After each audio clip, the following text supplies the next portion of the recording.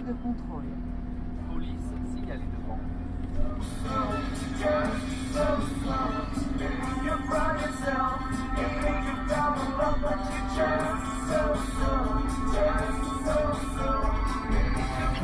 Right, daylight is coming every day a bit later. That's the hard part of winter, I feel. Isn't the cold. But anyway, I'm in the middle of traffic. Everything I like. Today I've been invited to visit a factory where they make life rafts. I'm really practical, so I really like anywhere, any kind of factory where they build something in an industrial process. And yeah, I think this is also really interesting because most of us have life raft on our sailboats and we don't know really what's inside. Some do, but I thought it was pretty interesting to take also you along to have a look at the process of how life raft is made, built, what is inside, and have a bit some insights from people who design it and build them. So yeah, don't really know what to expect. I'm going there now and we'll see.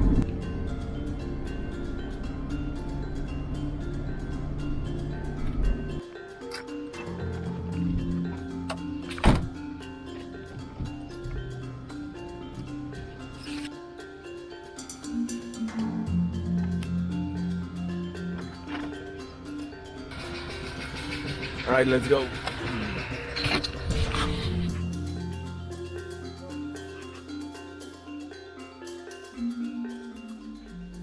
Here is the Plastimo factory in Lorient. They are manufacturers of nautical equipment for professional and leisure sailing. They have been helping my mini transat project with a technical partnership, meaning that they're providing me some gears and equipment, and today they invited me to see the assembly of my life raft.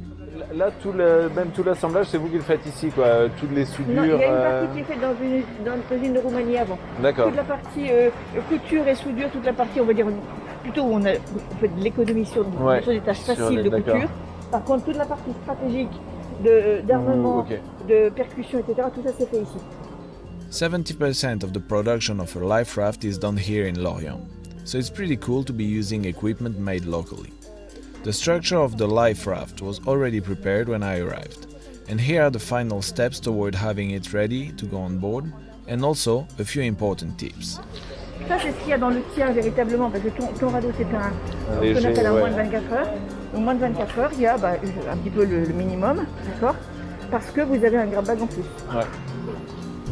Il va mettre à l'intérieur, ici c'est une petite gouttière. Voilà, la gouttière noire, ça permet, d'accord. Ouais. Ça va être Et au fond, d'accord. Ok. Ouais.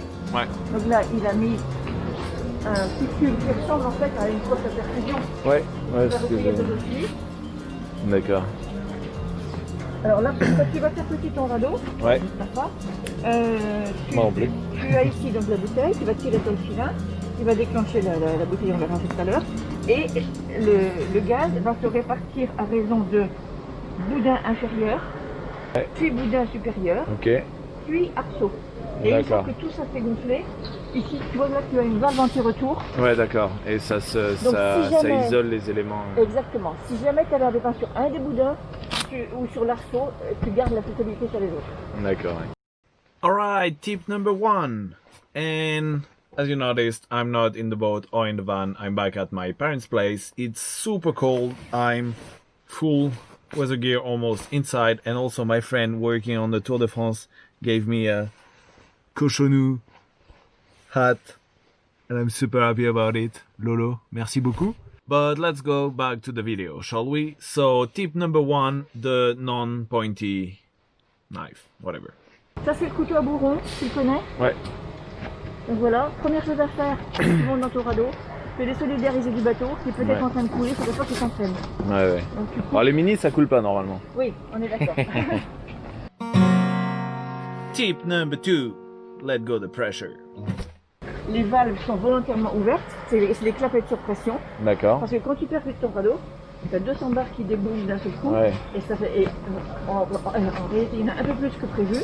Et donc, ça va faire un petit pchit pendant quelques secondes, pas loin d'une minute.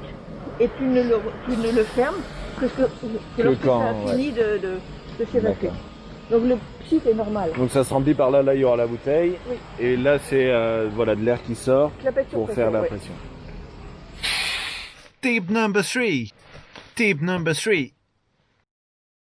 Ce groupe-là, Ouais. ça c'est le groupe de retournement. Ouais. Tu vois, donc tu mets les pieds sur la bouteille, là où il y a le plus de poids, et tu le retournes. Ça, c'est un exercice qu'on fait sur les stages de survie. Oui, bah oui. Retournement de radeau. Et les poches à eau, donc c'est les poches de stabilisation, c'est des ballasts. Pour éviter qu'ils se retournent. Tu as des plombs dans les coins pour que ça tombe et que l'eau rentre le plus vite possible. D'accord ? Ça fait anti-dérive aussi, j'imagine. Et ça fait anti-dérive et ça stabilise le radeau. D'accord. Après, c'est exclusif à Plastimo, tu as une double chambre. D'accord. C'est-à-dire que tu vois le zip, à l'intérieur tu as une chambre en polyuréthane qui est résistante à l'eau et à l'air et qui est vraiment très résistante à la perforation. D'accord, donc c'est ça qui fait l'étanchéité à l'intérieur et ça c'est pour protéger. Et ça c'est pour la résistance au ragage en particulier. D'accord. Voilà, là il met la bouteille. Donc vérifie le numéro de la bouteille. Donc c'est ça qui est lourd en fait dans le radeau. Et c'est aussi ce qui fait qu'on ne peut pas faire un radeau plus petit parce que la bouteille est une certaine taille. Donc c'est une bouteille de CO2. Tip number 4. Find a hole. Ce qui fait, Donc c'est ça que quand tu tires, tu tires ici. ça se Tu tires déclenche. ici. Alors d'abord quand tu tires, il faut savoir que tu as un bout qui fait quelque chose comme 8 mètres de long. Ouais, donc faut tirer pas mal. Il faut tirer avant longtemps. Et au moment où ça va vraiment percuter, tu as une zone rouge fluo. Et là, tu sais qu'il faut, si tu continues, ça va le faire. Donc tu ne peux pas le percuter par... Si tu tires, si ton cordon se déloge un petit peu, Oui, ça ne suffira pas. Ouais. Tip number 5. The little light that can. Et cette lampe, elle va se déclencher par défaut au moment de la percussion du radeau. Ok, elle se déclenche toute seule. Elle se déclenche toute seule. Et si tu fais naufrage en plein l'eau, tu vas l'éteindre tant que c'est inutile. Qui a une durée de 8 heures. Préserver la batterie, conserver ta batterie pour la nuit évidemment. Pour le moment où tu entendras les avions ou les hélicos s'approcher. D'accord. Et ça s'éteint donc en remplissant les petits... Voilà, c'est ça. Right, let's be serious for a minute there. If you've been following the Vendée Globe lately, you've seen what happened to Kevin Escoffier on PRB. His boat just broke into a wave and the boat sank in minutes. What we learned from this is that Jean Le Cam, the closest competitor, was the one who came to the rescue of Kevin Escoffier, who managed to get his life raft out and inflate it and get into the life raft before the boat sank. And Jean Le Cam said that the thing that helped him spot Kevin Escoffier into his life raft was this little light blinking onto the life raft, because the light doesn't only blink, it also kind of shines the whole canopy, and it makes something much easier to spot in the sea than just a little light that can be confused with, you know, the crest of a wave or anything. So yeah, just the lesson learned from that is that don't underestimate the importance of that tiny little light. Ici tu vois, tu as des valves pour un gonflage d'appoint. Ok, parce qu'il y a un gonfleur qui vient. Il y a un gonfleur à l'intérieur qu'on va voir là après. Ici tu as donc le sac d'armement, on pourra le détailler le contenu après. Et donc dedans tu as 3 feux à main, 2 fusées parachutes, 2 pagaies, une lampe torche avec une ampoule de rechange et une pile de rechange, un sifflet. Really important, the shiny tip, do not underestimate the importance of the positioning mirror. Dont il ne faut pas minimiser l'importance du sifflet et du miroir en particulier. Le dernier naufragé qu'on a eu a été sauvé par son miroir. C'est vrai ? Ouais. Il a réussi à se faire... Il était au large des Bahamas, c'est le miroir qui l'a absolument. Des comprimés anti-mal de mer qu'on conseille de prendre aussitôt monté dans le radeau, parce que sinon... Even if you think you don't need to, take the drugs. Même si tu es habitué, presque tout le monde est malade dans un radeau. Ouais. Donc ça va t'éviter de te déshydrater, d'être malade, et ça va préserver un petit peu ta forme pour le moment où il faudra être en forme pour faire l'évacuation, etc. Ou les litreuillages, tu vois. Bon. Le gonfleur, On a vu les valves de l'autre côté. Ça c'est un sac à vomir. 2 éponges. Un kit de rustine. Une écope. Donc ça c'est ce que tu as dans un radeau moins de 24 heures. Ouais. Évidemment, il est conseillé d'avoir un grab bag en plus. Dans le grab bag, tu vas avoir de l'eau potable. Alors tout ici est fait pour 4 personnes parce que c'est un radeau 4 places. Là tu as de l'eau potable, c'est 0,5 litre par personne. Ouais. Des vivres, donc des rations de survie. Tu vois que tout est dans une poche étanche aussi. Ouais. D'accord. Donc quand tu vas ouvrir ici juste cette poche-ci, les autres sont préservés. Thermique, ouais. Exactement, combinaison thermique, on a 2. Une lampe torche, donc 2 lampes torches en tout, parce que ça vient en plus de l'autre. Hein. Ouais. D'accord, mais ça c'est grab bag ici. La trousse à pharmacie et des feux à main en plus. Donc quand ton radeau viendra en révision, ce qui sera changé en année 3, ce sera la pyro, la pile de la lampe torche, les comprimes anti-mal de mer qui ont une date de péremption, et c'est tout. Le reste ne sera pas changé. Et si tu as un radeau de plus de 24 heures, ça c'est changé tous les 3 ans. Ça et ça. Le sac d'armement, il est mis dans un sac translucide pour que tu puisses voir à travers ce que tu cherches. Et l'autre intérêt ici, en tout cas partout, c'est que il est fermé par un velcro. Donc ça veut dire que tu peux l'ouvrir et le refermer. Ouais. Il va l'attacher à l'intérieur, sur la saisine intérieure. Ok, pour pas que ça puisse se balader. Si jamais ton radeau se gonfle à l'envers, ce qui peut arriver, pour pas qu'il tombe. Tu n'as pas tout perdu immédiatement. On a pu, depuis plus de 40 ans, constater le vieillissement des matières et on sait qu'il n'y a aucun problème. Donc il est garanti 18 ans, ça veut dire que si tu nous le ramènes en année 3, 6, 9, 12, 15, 18, il y a de grandes chances qu'à 18 ans, on te le reconduise pour une autre 3 ans. D'accord. Ton radeau t'en prend pour 20 ans. Ça, ce petit anneau, tu vois, c'est si tu as un équipier ou quelqu'un qui n'a pas pu monter dedans et à l'eau, tu lui envoies ça et tu le tires. Et le truc orange là, c'est l'encre flottante. L'encre flottante et les ballasts en dessous. L'idée c'est qu'au contraire, plus tu es stabilisé, mieux ça vaut, parce que avec les balises, quand tu as déclenché ta balise, l'intérêt c'est que le point GPS repéré à ce moment-là soit le plus fiable possible pour les secours. Là, il va être plié ton radeau et mis dans un sac étanche sous vide. Parce que maintenant il va falloir le compacter pour prendre le moins de place possible. Exactement. Moi j'ai toujours entendu qu'il y avait dans les radeaux de sauvetage un livre de blagues.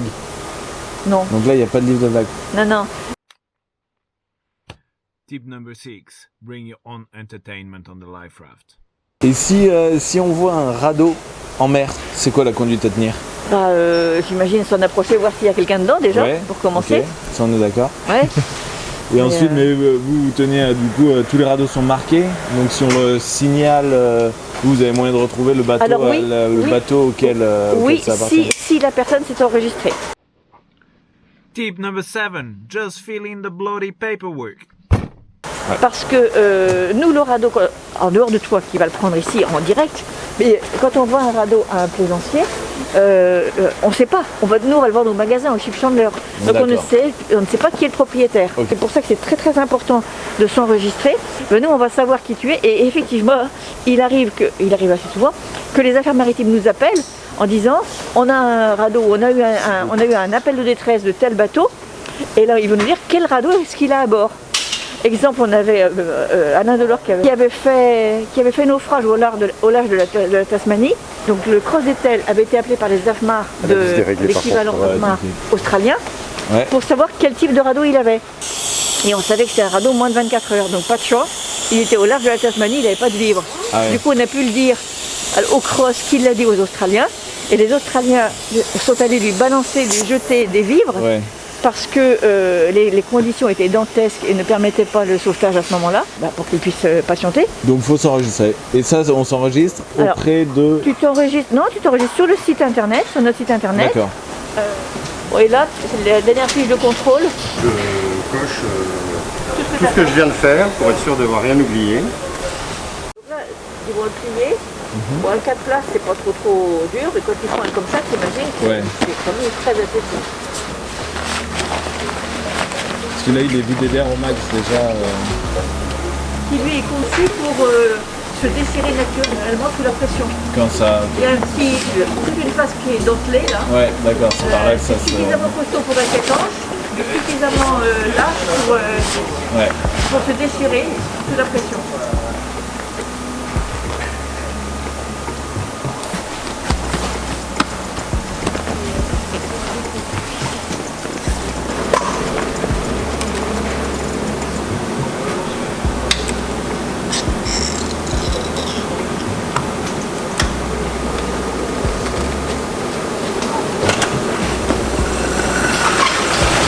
Et du coup là c'est plus ton... Alors non, c'est Alex qui prend le relais. D'accord. Voilà. Donc c'est lui qui va s'occuper justement de le mettre sous vide, de le presser et de le mettre dans son sac. Ça marche. Voilà. Merci. Merci.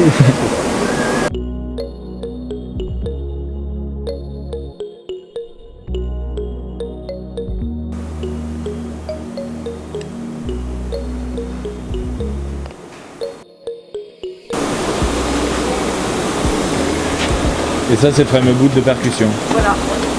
Tu as du coup 8 mètres à l'intérieur. Ok, donc là il y a 8 mètres, c'est ça? Et voilà. Quand on voit le rose, c'est là qu'il faut s'inquiéter. Quand tu vois le rose, si tu continues, donc tu tires pendant 7 mètres et quand tu vois ça, et quand tu vois le rose, c'est là que ça va partir. Ça va percuter, exactement. D'accord. Donc un radeau normal n'a que 2 poignées en haut. Okay. Donc pour pouvoir tirer le coffre, il y a des on a rajouté des poignées, donc il y a 2 poignées de chaque bout, plus les 2 normales.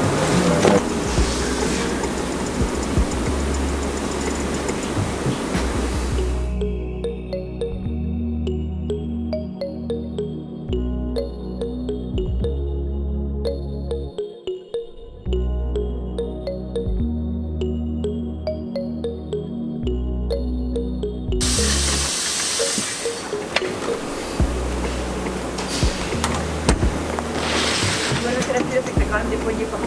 Beaucoup. Merci. Et tu peux passer avec ton petit sac à main. Magnifique.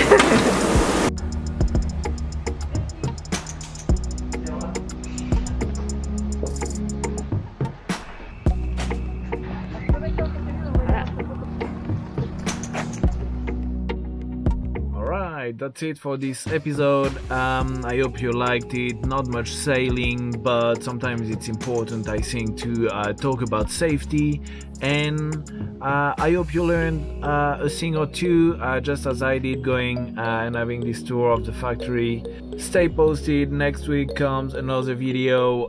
Jack's coming and we go sailing, and yeah, there will be much more of all these. Remember, if you want to give me a hand, there is the possibility to do a like below and a subscribe thing. Always give me a hand. Thank you so much, and fair winds. Take care.